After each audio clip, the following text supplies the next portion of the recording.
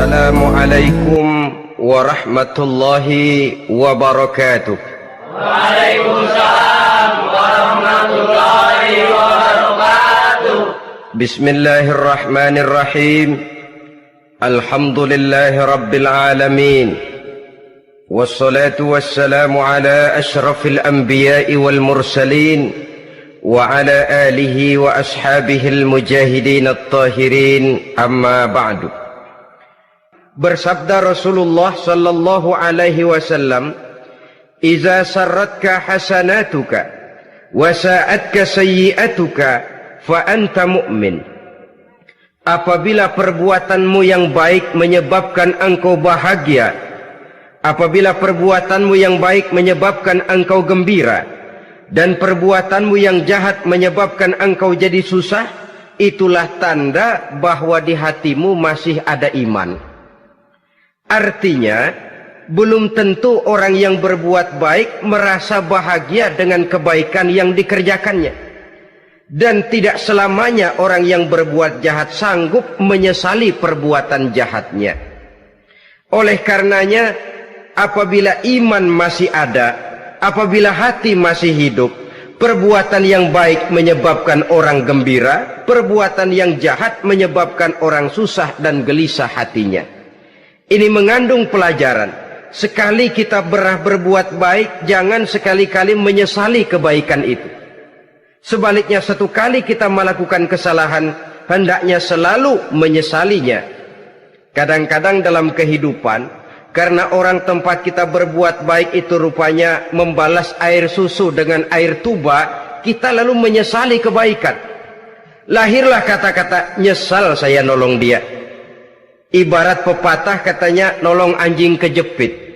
Waktu kejepit setengah mati kita tolongin, begitu selesai dia dari kejepitnya malah kita digigitnya. Saudara hadirin yang saya muliakan, dalam kehidupan sehari-hari barangkali ini kena filsafat yang disebut dorong mobil mogok.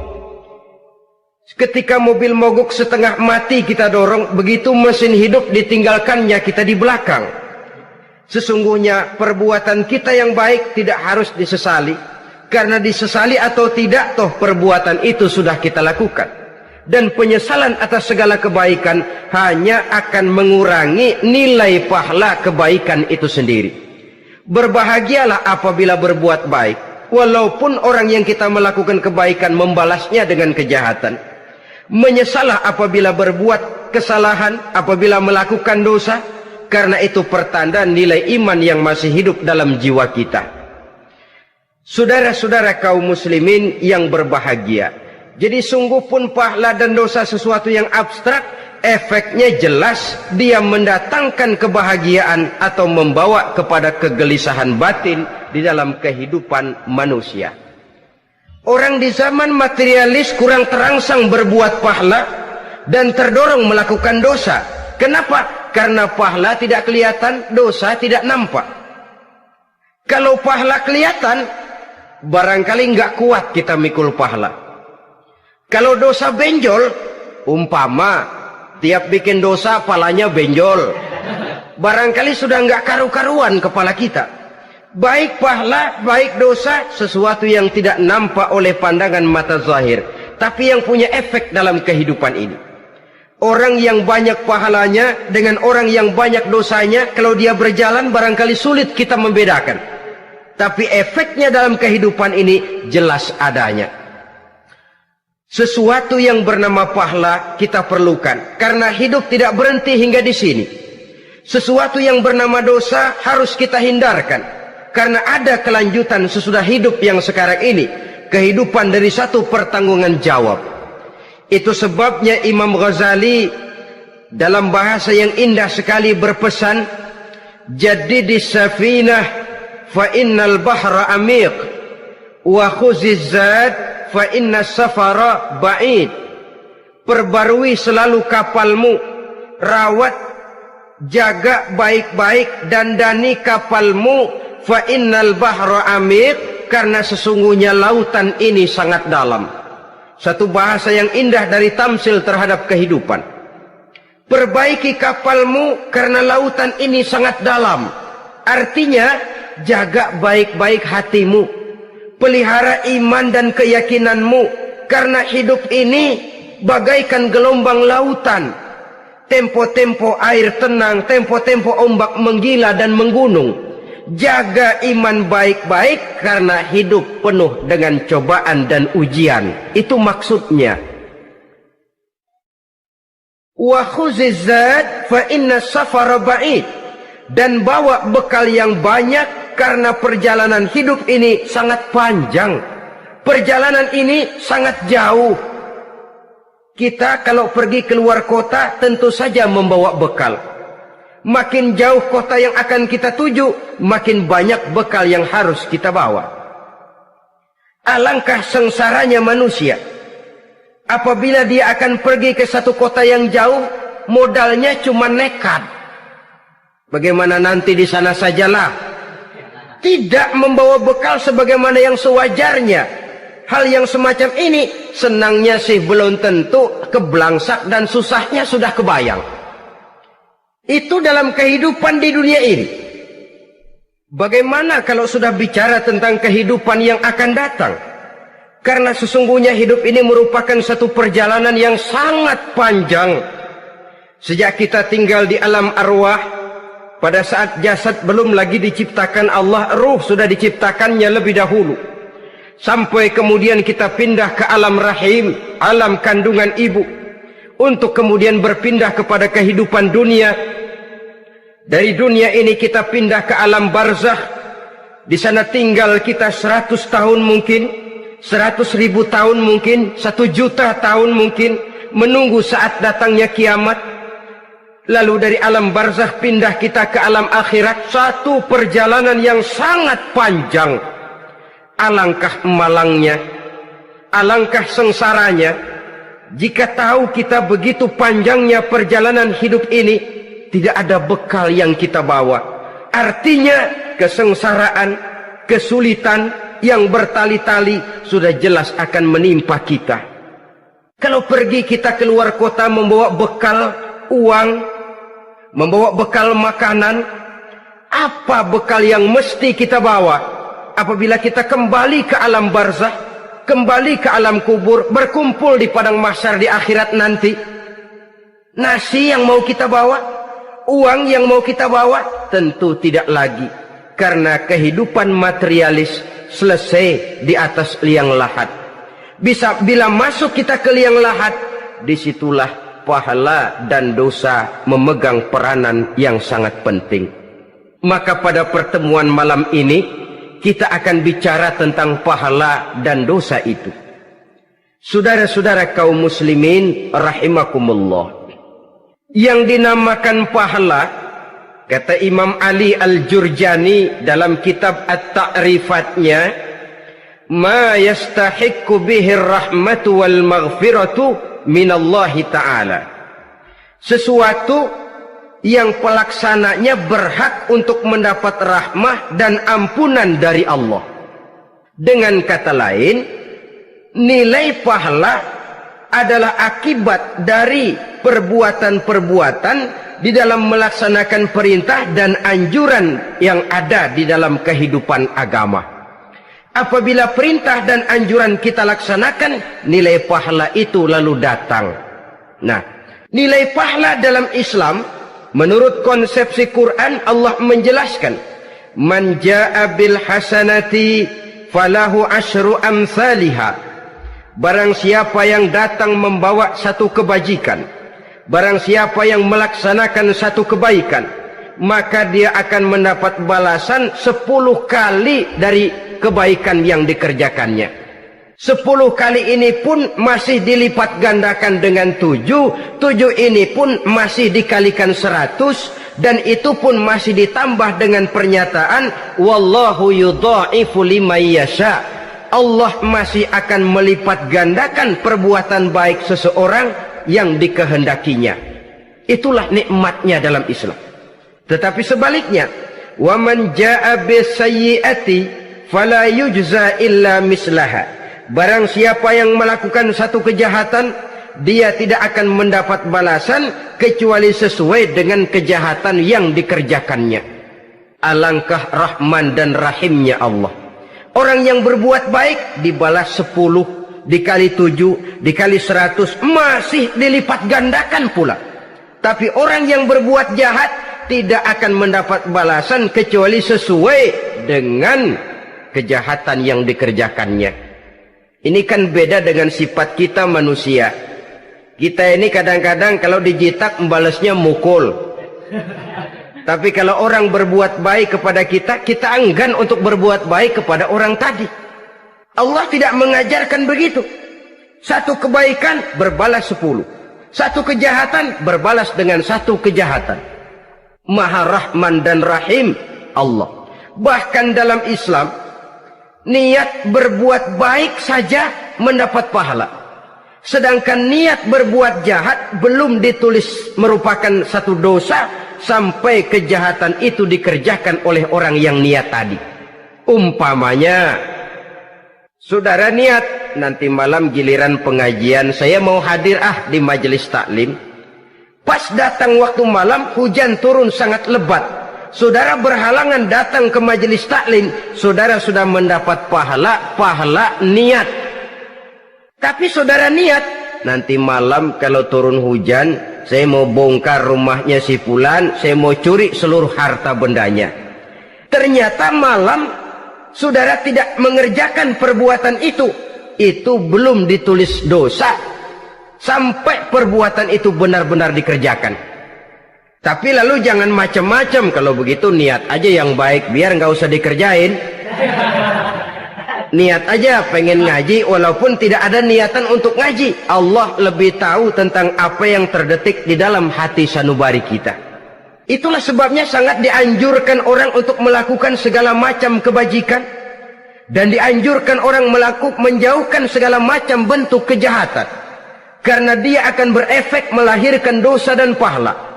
Dosa dan pahala itulah alat untuk memperoleh kebahagiaan di alam kubur, di padang mahsyar, sampai di akhirat nanti.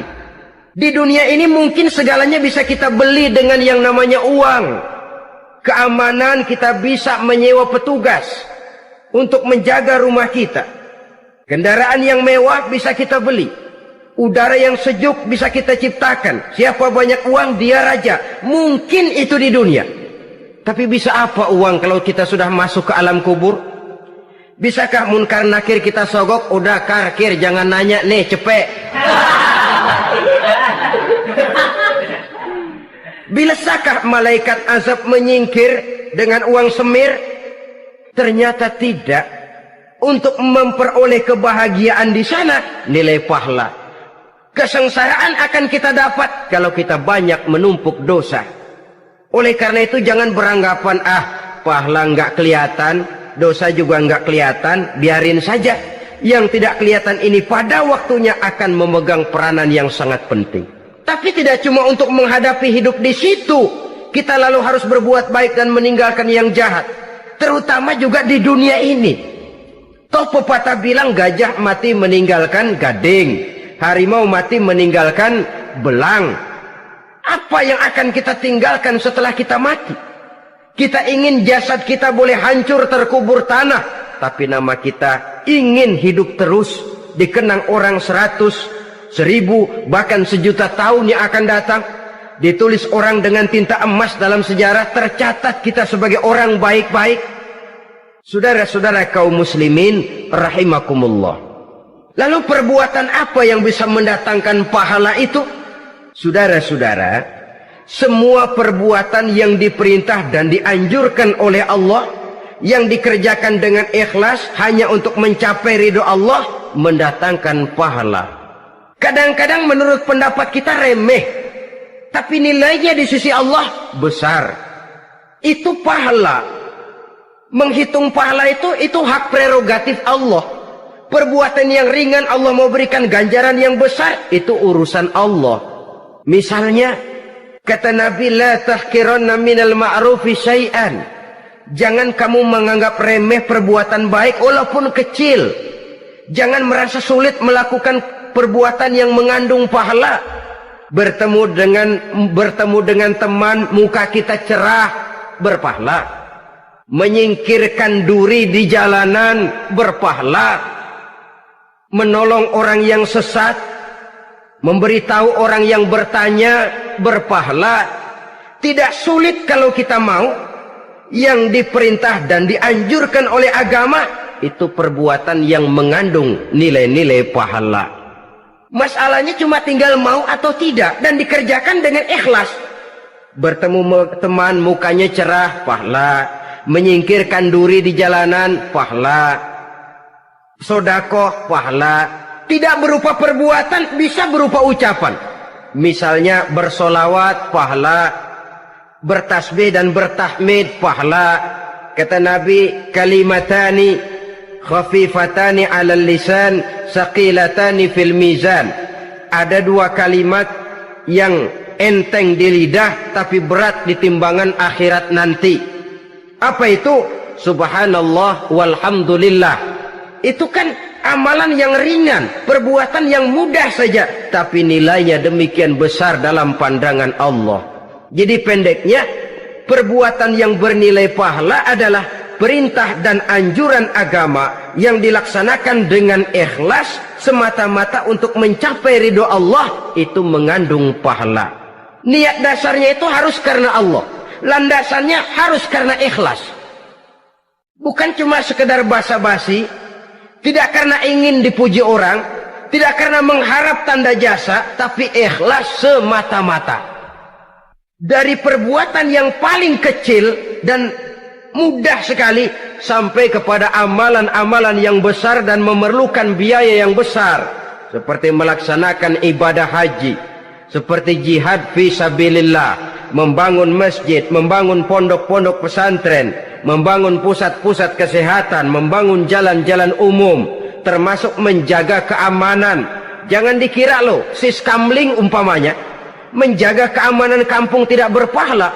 Kalau diniatkan ibadah, menjaga ketenangan warga supaya mereka tekun ibadah, ikhlas karena Allah, itu juga bernilai ibadah. Keluar kita dari rumah, pergi pagi, pulang sore, peras keringat, banting tulang cari nafkah buat menghidupi anak istri kita. Kalau diniatkan ibadah, melaksanakan kewajiban sebagai kepala rumah tangga, membantu orang tua sebagai anak, itu juga perbuatan-perbuatan yang mengandung pahala. Yang terbaik sesuai dengan bidang kehidupan kita. Ada orang yang dinamakan abid, ahli ibadah, pahala yang paling baik bagi dia banyak-banyak tahajud, sembahyang malam, wirid, zikir, tasbih. Ada yang dinamakan orang alim, pahala yang paling baik buat orang macam ini mengajar, menyebarkan ilmu, mendakwahkan Islam. Ada yang disebut wali, pejabat pemerintah, petugas. Amalan pahala yang paling baik buat orang semacam ini melayani masyarakat, bekerja di bidangnya sesuai dengan profesinya. Saudara hadirin yang saya hormati, jadi dengan demikian perbuatan-perbuatan yang mengandung nilai-nilai pahala ini bisa perbuatan yang menurut kita kecil namun punya nilai besar. Apalagi perbuatan besar dengan biaya yang besar, tentu makin besar juga pahala yang disediakan oleh Allah Subhanahu wa ta'ala. Oleh karenanya, kalau kita bercermin dari ayat Quran, hidup ini kesempatan untuk berbuat baik. Huwallazi khalaqal mauta wal hayata liyabluwakum ayyukum ahsanu amala. Dialah Allah, Tuhan yang telah memberikan hidup dan mati kepadamu untuk menguji kamu, siapa di antara kamu yang paling baik amal perbuatannya. Jadi tidak saya rinci, tapi cukuplah satu penjelasan global. Perbuatan yang berpahala adalah perbuatan melaksanakan perintah Allah atau anjuran Allah dengan dasar ikhlas, dengan tujuan untuk mencapai ridho Allah semata-mata. Lalu apa perbuatan yang mengakibatkan dosa itu? Saudara-saudara, dosa lahir akibat melakukan larangan Allah atau mengerjakan yang dicelaknya. Nah, para ulama ada yang membagi dosa itu menjadi dua bagian. Ada dosa-dosa kecil, ada dosa-dosa besar. Tetapi sebenarnya ditinjau dari segi hakikatnya, kalau sudah melakukan satu kesalahan yang mengakibatkan dosa, jangan dilihat besar dan kecilnya, tapi kepada siapa dosa itu kita kerjakan. Sebab kalau dosa kita anggap satu yang kecil, orang akan terangsang untuk mengerjakan yang kecil-kecil saja. Sehingga dengan demikian, yang kecil pun akan menjadi besar kalau ditumpuk-tumpuk. Sedangkan yang besar bisa saja menjadi kecil kalau selalu diiringi dengan permohonan ampun kepada Allah. Itu sebabnya para ulama sufi, orang-orang tasawuf mengatakan, la saghair ma'al istimrar wala kabair ma'al istighfar. Tidak ada dosa yang kecil kalau dikerjakan terus-menerus, dan tidak ada dosa yang besar kalau digempur tiap saat dengan perbuatan istighfar atau memohon ampun kepada Allah Subhanahu wa taala. Cuma saja pada umumnya, karena dosa-dosa kecil itu lebih mudah taubatnya, dan ada janji Nabi, barang siapa yang meninggalkan dosa-dosa besar akan diampuni dosa-dosanya yang kecil-kecil.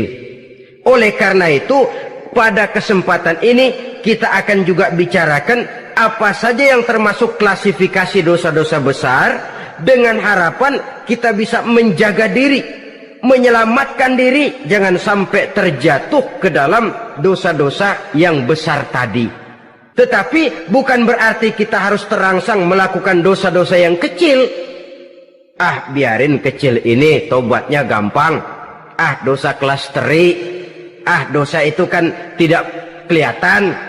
Lalu terangsang melakukan perbuatan dosa-dosa walaupun kecil, kalau berlarut terus-menerus dia akan tumbuh menjadi dosa yang besar. Oleh karenanya, jangan sampai mengundang pengertian kalau kita membicarakan dosa-dosa yang besar lalu terangsang melakukan dosa-dosa yang kecil. Karena bagaimanapun juga dosa kecil dan dosa besar sama dalam arti kepada Allah kita melakukan kesalahan. Dan dosa yang kecil pun kalau bertumpuk, dia akan menjadi banyak. Saudara-saudara kaum muslimin rahimakumullah, ada beberapa jenis dosa-dosa besar. Jenis yang pertama, asyirku billah, syirik atau menyekutukan Allah. Dari sekian deretan dosa-dosa besar, syirik ini merupakan bapak moyangnya dosa.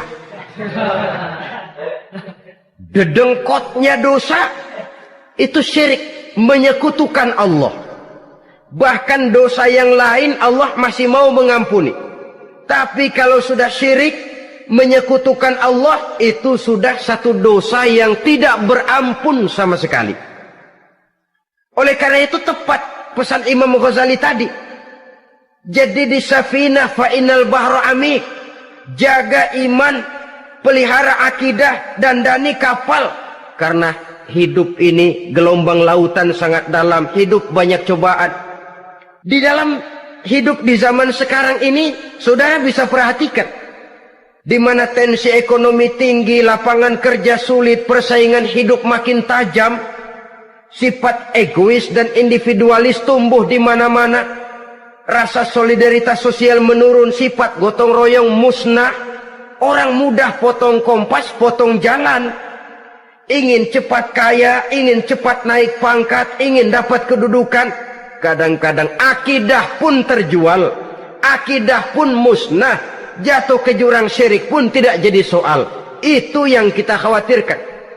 Kalau dosa-dosa yang lain Allah masih mau mengampuni, tapi kalau sudah jatuh kepada syirik, Allah sama sekali tidak akan memberikan ampun. Dalam kaitan dengan ini barangkali tepat sinyalemen Imam Ali itu.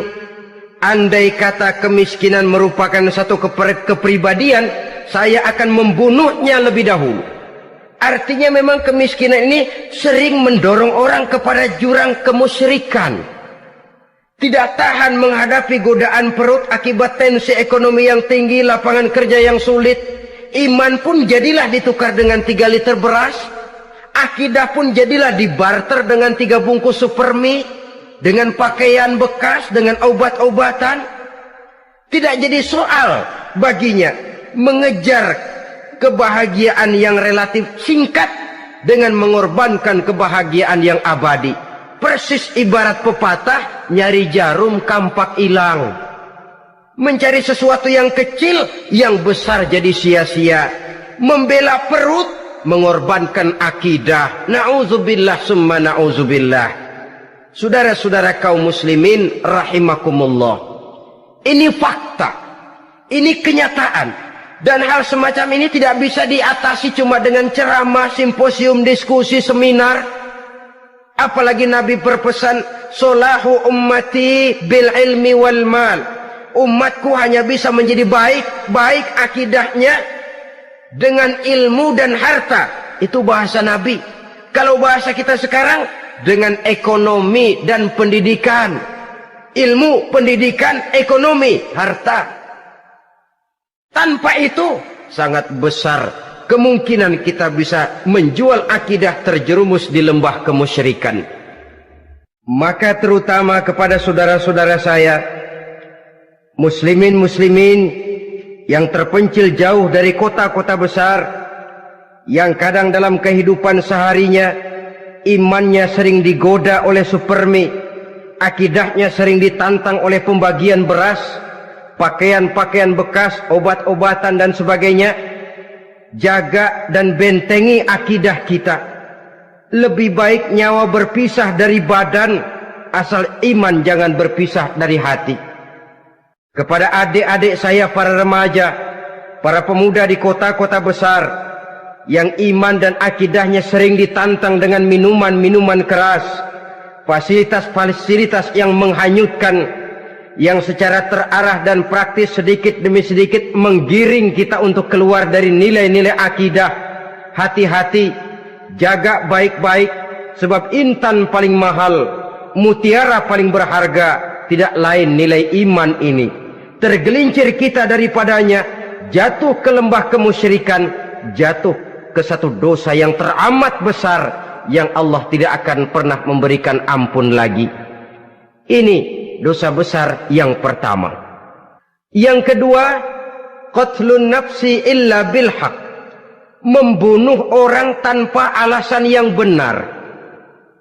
Di zaman kesulitan ekonomi kadang-kadang orang mudah nekat. Tengok saja, kadang-kadang karena pasal uang 100-200 perak saja nyawa bisa melayang. Kadang-kadang karena urusan yang remeh, salah omong, salah ambil, salah ucap, salah pegang, nyawa bisa jadi melayang. Alangkah murahnya nyawa, seakan-akan kita yang punya. Padahal nyawa itu hak milik Allah. Tidak pantas kita merampasnya, tidak pantas kita menghilangkannya dari jasad seseorang. Oleh karenanya, membunuh orang merupakan satu dosa yang sangat besar. Jangankan kepada orang yang seakidah, orang yang lain akidah saja pun, kalau dia hidup berdamai, rukun, berdampingan, kita harus melindungi. Apatah lagi teman seakidah sendiri. Saudara-saudara kaum muslimin rahimakumullah.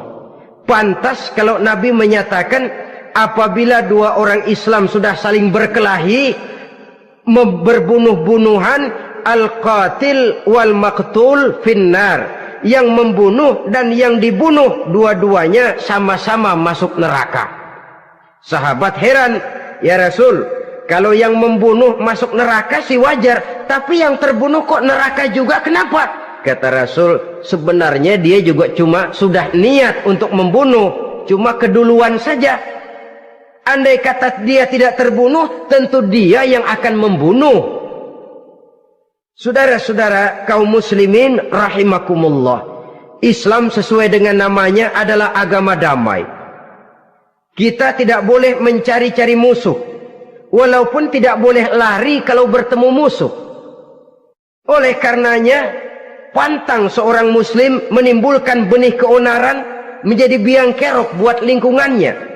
Sesuai dengan namanya, seorang muslim adalah seorang yang dalam hidup senantiasa berusaha menebarkan salam, menebarkan kedamaian, ketenangan dan ketentraman.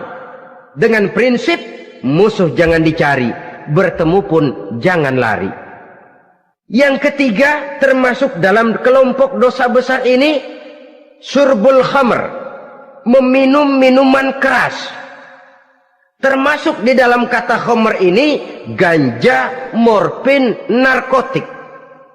Sebab apa?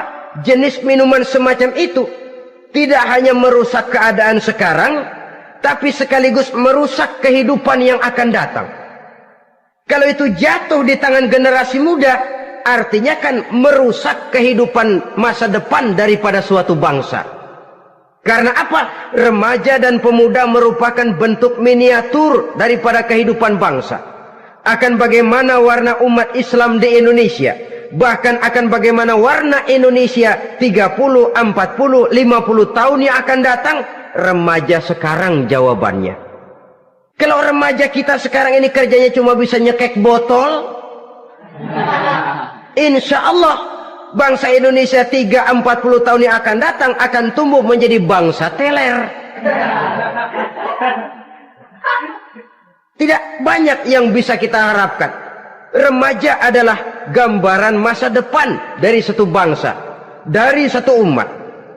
Dan remaja itu di dalam dirinya secara fitrah terkumpul semua bakat, terdapat semua kemungkinan. Kita ini lahir membawa sifat pemimpin, tapi juga membawa sifat pengacau. Kita ini ada bakat jadi orang jujur, ada bakat jadi pengkhianat. Kita ini ada bakat menjadi orang baik-baik, kita juga punya bakat jadi biang kerok.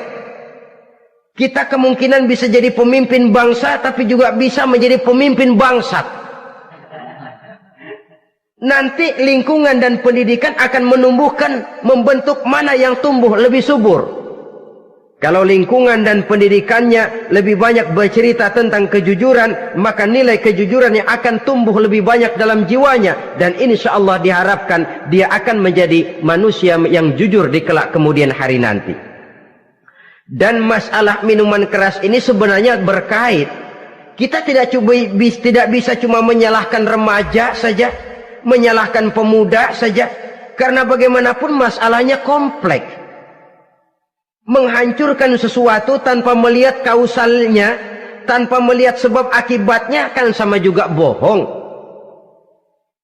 Kemungkinan karena broken home, kemungkinan karena pergaulan, kemungkinan karena kurang perhatian orang tua, kemungkinan karena akibat bacaan, tontonan, atau fasilitas berupa dibukanya pabrik-pabrik minuman keras, dijualnya minuman-minuman keras, di warung-warung yang remang-remang, yang memberikan kenikmatan, kebahagiaan dan kebanggaan tersendiri, sehingga akhirnya orang terangsang untuk datang dan minum di sana. Pada dasarnya memang sepele, cuman minum, nggak ngerugiin orang lain kan? Iya, pada waktu minum. Tapi dikala sudah mabuk, out of control, apapun bisa kita lakukan. Yang kita ucapkan kita tidak sadari lagi, yang kita kerjakan tidak kita sadari lagi. Dikala itu segala macam kejahatan bukan sesuatu yang tidak mungkin untuk kita laksanakan. Nggak ngerugiin orang lain, memang pada saat mau minum. Tapi begitu minum, mabuk, kita bisa merugikan orang lain. Setidaknya merugikan diri sendiri. Pertumbuhan IQ menjadi lemah, semangat kehidupan hilang, gairah kerja menurun, kalau tidak ada sama sekali. Lalu apa yang bisa kita lakukan di dalam kehidupan? Dan akan lebih celaka kalau ini menimpa kehidupan generasi muda kita. Kadang-kadang yang ironi ya, kalau yang orang tuanya mampu barangkali masih tertolong. Tapi yang orang tuanya kondisi ekonomi lemah masih kepengen teler juga. Orang tuanya nggak mampu masih pengen mabuk. Dari ganja, morfin nggak dapet, akhirnya kaleng cat diisepin. Yang penting kan bisa teler, mendatangkan satu kebahagiaan tersendiri. Itu sebabnya memang satu kejahatan menurut teori polisi ya, hanya bisa terjadi karena faktor N dan K, niat dan kesempatan. Niat ada, kesempatan ada, jadi orang jahat. Kurang salah satunya, biasanya kejahatan terbendung. Niat ada, kesempatan tidak ada, sulit berbuat jahat. Kesempatan ada, niat tidak ada, tidak mungkin orang jahat. Tapi yang paling dominan sebenarnya niat. Kalau niat sudah kuat, kesempatan bisa dicari. kesempatan bisa diciptakan, biar hansip nongkrong, ditungguin lengahnya. Iya biarin, jam 11 sampai jam 2, matanya melotot, jam 3 dia mulai ngulet, ngempet. Nah, di saat itu saya masuk ke rumahnya. Kalau niat kuat, kesempatan bisa diciptakan. Dan kalau sudah niat, ini masalah hati. Kalau sudah masalah hati, menyangkut soal moral. Moral artinya sudah masuk kepada kehidupan agama. Saudara-saudara kaum muslimin rahimakumullah. Yang keempat yang termasuk jenis dosa besar, az-zina, perbuatan zina. Di zaman pergaulan bebas dengan prinsip free love, free sex ini, tengok sudah berapa banyak gadis-gadis bergelimpangan jadi korban. Berapa banyak bayi-bayi yang lahir ke dunia tanpa tahu kemana dia mesti memanggil bapak. Apakah deretan jumlah korban ini masih harus bertambah lagi? Paling tidak, biarlah yang sudah jadi korban, tapi jangan bertambah lagi hendaknya. Masing-masing kita berupaya menahan diri. Termasuk dalam kategori zina ini, yang merupakan cabang-cabangnya, liwat, homoseks, lesbian, masturbasi. Bahkan masturbasi itu termasuk jenis zina tangan, dan itu juga merupakan satu dosa. Di samping dosa juga merusak diri, karena bagaimanapun juga dia akan mengurangi kemampuan daya pikir seseorang. Maka agama memberikan jalan keluar. Pesan Nabi, ya ma'syara syabab, man istata'a minkumul ba'at falyatazawwaj. Hai para pemuda, kata Nabi, barang siapa di antara kamu yang sudah bisa ba'at, yang sudah mampu ba'at. Ba'at itu artinya memberikan nafkah, baik nafkah zahir maupun nafkah batin. Falyatazawwaj, maka hendaklah dia kawin. Jadi yang maksud ba'at ini ya nafkah zahir, ya nafkah batin. Kita kadang-kadang cuma bisa ngasih nafkah batin saja sudah merasa pokoknya kan saya sanggup untuk kawin, lalu kawin tanpa kehilangan, dengan kehilangan pertimbangan. Saudara-saudara, wa illam yastati, adapun kalau dia belum mampu, fa alaihi bisyam, hendaknya dia banyak puasa. Fa innahu lahu wija, karena puasa itu akan merupakan benteng jangan sampai orang memperturutkan hawa nafsunya. Andai kata puasa belum hobi, banyaklah olahraga para pemuda, para remaja. Karena dengan olahraga, pemikiran untuk memperturutkan hawa nafsu agak sedikit terkendali dan energi tersalurkan dalam bentuk yang positif. Pendeknya kreatif, banyak kegiatan. Ini pesan Imam Syafi'i tepat itu. Kata beliau, inni ra'aitu wuqufal ma'i yufsiduh in sala taba wa illam yajri lam yatib. Aku melihat air kalau diam rusak, tapi kalau dia mengalir jernih. Air kalau ngendap nggak ngalir, nyamuk nyarang di situ, bisa jadi sumber penyakit. Manusia hidup begitu. Kalau nggak punya kegiatan, nggak kreatif, kerjanya cuma delohom, ayam-ayam, akhirnya jadi ngerusak. Ngomongin orang, Jano ngapa? Ano. Kebangetan nggak ngapa-ngapain, orang aja dipontenin. Orang diomongin, lahirlah namimah, lahirlah ghibah. Saudara-saudara, air itu kalau ngendap ada aja yang nyarang. Tapi kalau dia ngalir, orang ada kesibukan, insya Allah dia tidak akan jatuh kepada sesuatu yang bisa mengundang dosa. Isilah waktu dengan hal-hal yang bermanfaat, karena hidup ini singkat dan tidak berjalan mundur ke belakang. Mundur hancur, berhenti diinjak orang. Sekali melangkah, jangan surut mundur ke belakang. Homoseks, terlepas dari penyakit kejiwaan. Sekarang ini kan sudah ada persatuan kaum gay katanya, meminta perlakuan yang sama dan agar dibolehkan kawin sesama mereka. Secara manusiawi boleh, secara manusiawi kita hargai mereka, tapi dari kacamata agama ini jelas merupakan penyimpangan, dan penyimpangan merupakan suatu dosa terlepas dari pertimbangan manusiawi. Jangan karena terlalu memperturutkan suara manusiawi lalu kita mengesampingkan agama. Termasuk lesbian, wadon karo wadon. Kalau homo itu kan lanang karo lanang katanya. Saudara-saudara kaum muslimin rahimakumullah, ini bukan penyakit baru. Liwat, homoseks sudah dikenal dari zamannya Nabi Lut, laki dengan laki. Lesbian dari zaman istrinya Nabi Lut. Terlepas dari penyakit kejiwaan, dari segi agama ini merupakan penyimpangan dan merupakan dosa yang besar. Yang kelima, yang termasuk jajaran dosa kelas kakap, qazful mu'minina wal mu'minat, menuduh orang mukmin yang baik-baik, laki atau perempuan, melakukan perbuatan zina sehingga hancur namanya di masyarakat. Ini merupakan satu perbuatan dosa yang sangat besar dan sangat dimurkai oleh Allah. Saudara-saudara kaum muslimin rahimakumullah, oleh sebab itu tentang masalah ini, kalau memang tidak ada saksi, jangan sembarang kita enteng lidah menuduh orang lain berbuat zina, menuduh orang lain berbuat serong. Dosanya kelewat besar di dalam kehidupan. Karena apa? Mencari harga diri itu berat, memelihara kehormatan diri jauh lebih berat. Satu kali orang dihancurkan namanya di masyarakat, dia akan terisolir jadinya. Oleh karenanya, berlindung kita kepada Allah, jangan sampailah dihinggapi oleh sifat ini. Karena sentimen kita kepada seseorang, karena hasad kita kepada seseorang, tidak senang melihat orang lain lebih maju, lalu lidah ini seenaknya saja mengucapkan kata. Padahal sanksi dan resikonya sangat besar. Yang kita tuduh barangkali mendapat pahala dari Allah. Kita sendiri yang menuduh tanpa saksi, tanpa alasan yang benar, mendapat dosa yang sangat besar.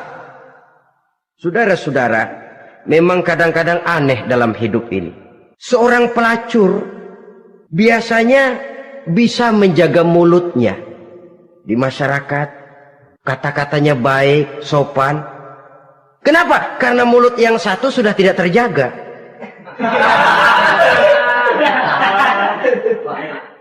Kita kadang-kadang kehormatan bisa kita jaga, tapi mulut tidak terkontrol. Ngomong saenake dewe, bikin orang mangkel, kesal, fitnah sana, fitnah sini, menghancurkan nama baik orang, ngomongin yang macam-macam. Bagai-bagai macamlah caranya. Saudara-saudara kaum muslimin yang berbahagia. Jadi dengan demikian, menuduh orang lain berbuat zina, sedangkan orang itu tidak pernah melakukannya, ini termasuk satu dosa yang sangat besar di dalam kehidupan ini. Yang keenam, al-'aqu bil walidain, durhaka kepada ibu bapak. Seorang anak, bagaimanapun banyak nilai ibadahnya, banyak kebaikan di masyarakat, menyandang berbagai macam gelar, pangkat dan jabatannya tinggi, tapi kalau sudah durhaka kepada kedua orang tuanya, alamat hidup tidak lagi membawa keberkahan. Dan itu dosa yang sangat besar. Sampai Nabi sabdakan, ridho Allah ada di dalam keridhaan ibu bapak, murka Allah pun ada di dalam kemurkaan ibu dan bapak. Walaupun belum tentu setiap kita orang tua, tapi yang jelas setiap kita adalah anak, dan setiap anak punya ibu dan bapak. Jangan sampai kacang lupa kepada kulitnya. Saudara-saudara kaum muslimin rahimakumullah, durhaka kepada ibu bapak merupakan perbuatan yang sangat dimurkai oleh Allah. Apalagi ibu yang telah melahirkan kita, bahkan mengandung kita. Begitu juga bapak yang telah berusaha peras keringat banting tulang untuk mengasuh membesarkan kita. Tidak ada perbuatan baik yang kita lakukan untuk bisa menebus kebaikan daripada ibu dan bapak kita. Setidaknya kalau belum bisa berbuat baik kepadanya, kepada keduanya, janganlah menyakiti hati keduanya. Itu saja dulu yang harus dijaga. Kadang-kadang sudah berbuat baik enggak, nyakitin melulu. Sudah nyenangin belum bisa, saban sehari nyakitin saja.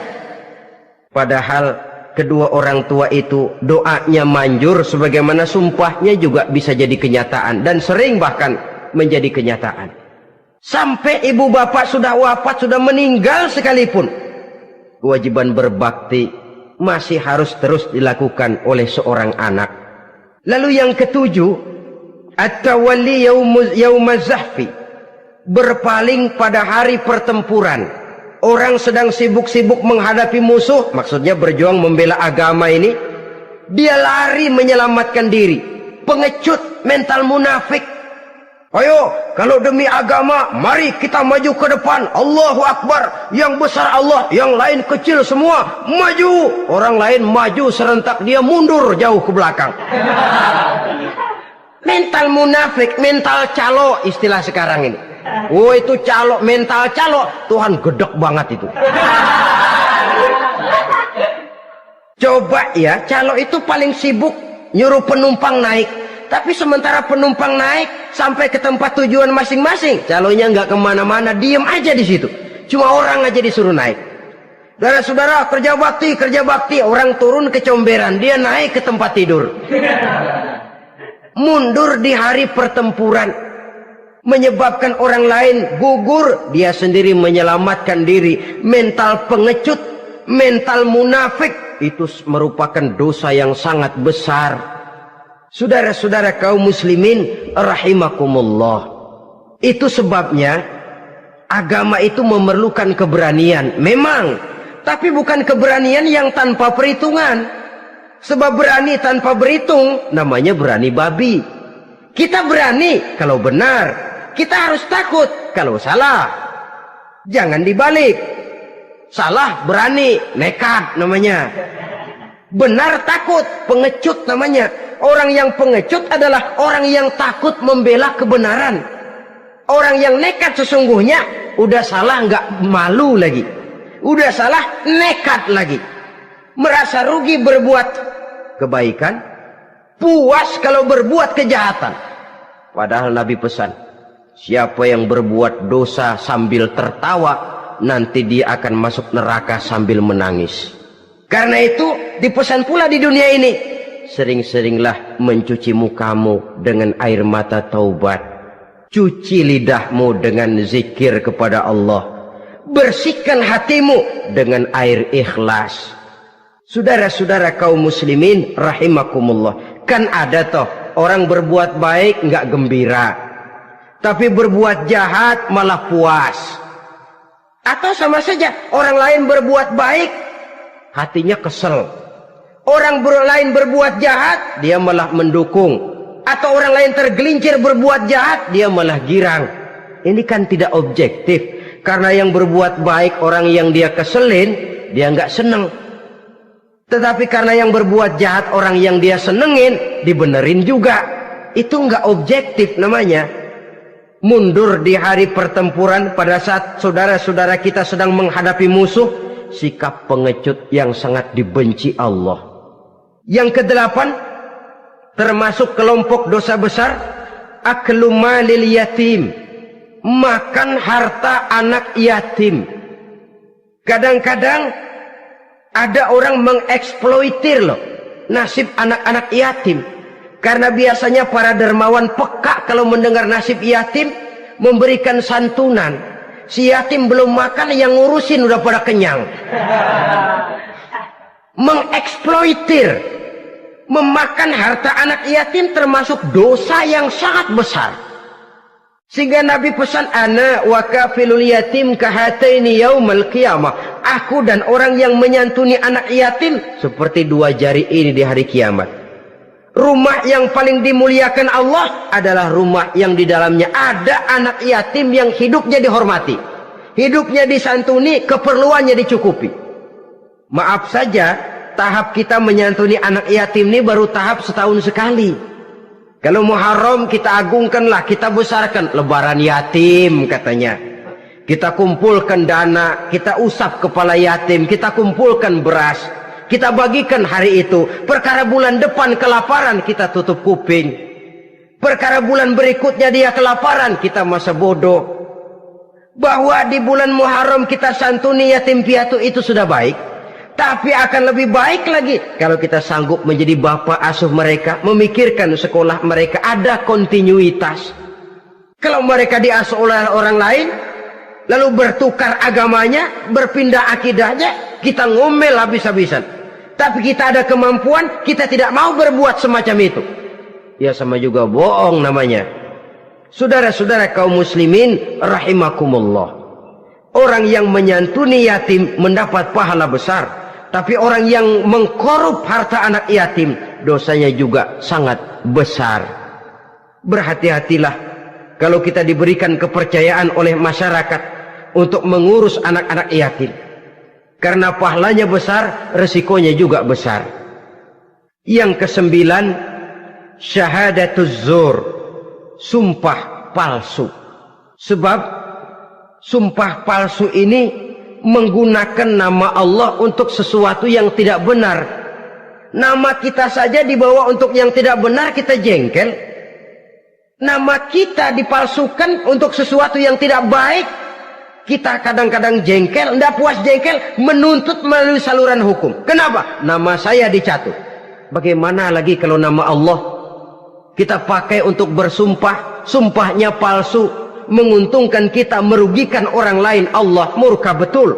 Maka sumpah palsu termasuk deretan dosa-dosa besar. Apalagi yang ke-10, aklur riba, makan riba alias renten. Ini kan yang cepat mendatangkan uang.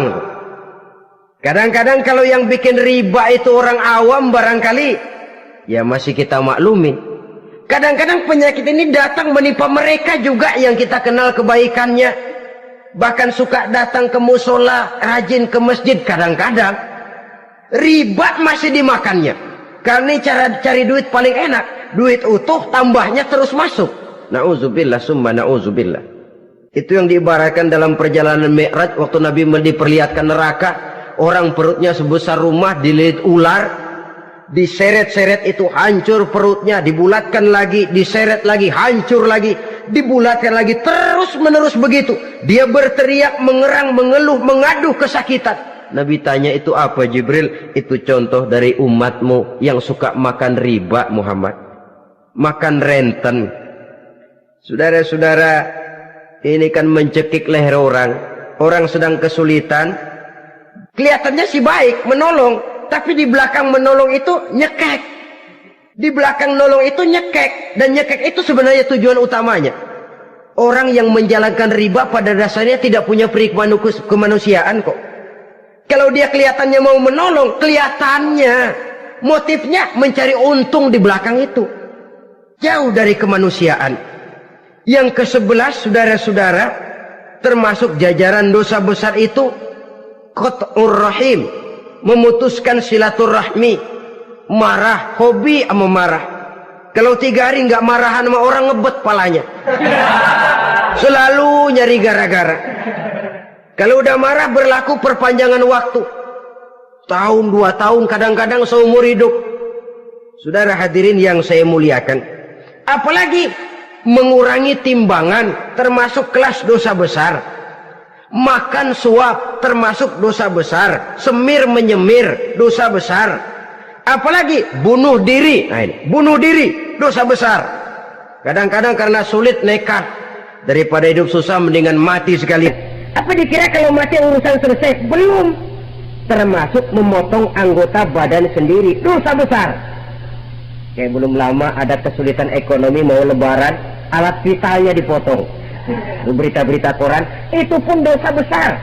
Nah kan badan saya sendiri. Ya, badanmu sendiri, tapi yang ciptakan Allah, yang berikan Allah. Kenapa mesti dipotong?